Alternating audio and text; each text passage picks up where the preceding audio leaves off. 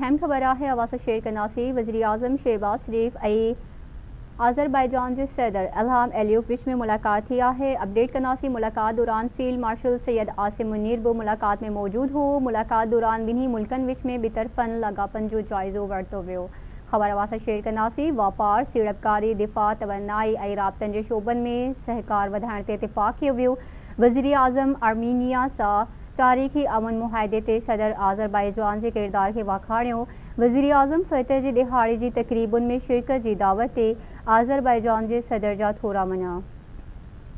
Update कनासी वज़ीर आज़म शहबाज शरीफ पारा Azerbaijan की हुकूमत ऐं अवाम के फतह के दिहाड़े जो वाधाई ॾिनी वियूं। वज़ीर आज़म शहबाज शरीफ जो आज़रबाईजान की फतह मज़लूम क़ौमुन लाइ हिकु उम्मीद है। कश्मीर ऐं फ़लस्तीन जो अवाम हक़ ख़ुद इरादियत लाइ जदोजहद कर रहियो आहे।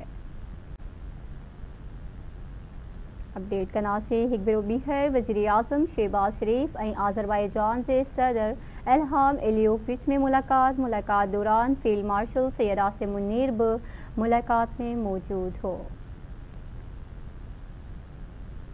अपडेट कनासी मुलाकात दौरान बिन्ही मुल्कन विच में बेतरफन लागापन जो जायज़ो वरतो वियो। वापार सीड़पकारी दिफा तवन्नाई ऐं राबतन के शोबन में सहकार वधाइण ते इतफ़ाक़ कयो वियो।